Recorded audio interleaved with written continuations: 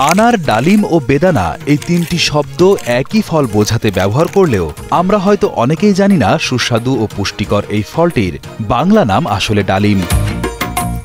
আনার ও বেদানা মূলত আরবি অথবা ফার্সি এবং হিন্দি শব্দ থেকে উৎপত্তি।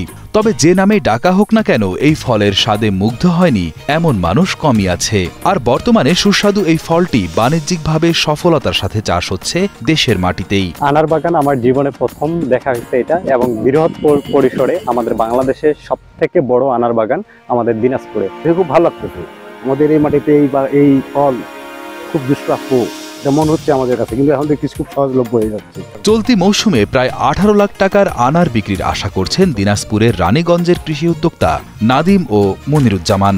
3.5 একর জমিতে 1100 আনার গাছ রোপণ করেছেন তারা। চলতি বছর প্রতিটি গাছে 20 থেকে 80টি করে আনার ফলেছে। তার এই বিশাল আনার বাগান থেকে এই মৌসুমে প্রায় 6 মেট্রিক টন আনার বিক্রি করতে পারবেন বলে আশা করছেন এই উদ্যোক্তারা। তাদের দাবি এটি দেশের সবচেয়ে বড় আনার বাগান। এখানে গাছের সংখ্যা প্রায় 1100, আর আমাদের এটা দ্বিতীয় ফল। প্রথমবার অল্প কিছু ফল আমরা পাই। আমরা 2 পার্টনার মিলে এই বাগানটা করি।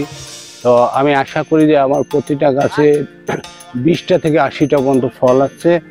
তো এই হিসাবে প্রায় 50,000 ফল আমরা ধরে রাখছি। আনার বাগানের প্রতিটি গাছে যথেষ্ট ফলন হয়েছে এবং আনারের রং ও আকারও চমৎকার। বিদেশ থেকে আমদানি করতে হয় এমন এই ফল দিনাজপুরের মাটিতে উৎপাদন সম্ভব হয়েছে, যা সারা দেশের জন্য একটি দৃষ্টান্ত বলে জানান কৃষি সম্প্রসারণ অধিদপ্তরের উপপরিচালক আফজাল হোসেন। এখানে প্রায় 3.5 একর জায়গাতে 1100টি গাছের এই আনার বাগানটি, প্রতিটি গাছে যথেষ্ট ফল এসেছে। তার কালার সাইজটাও ভালো এবং এটার কিন্তু বাজার মূল্য যথেষ্ট রয়েছে।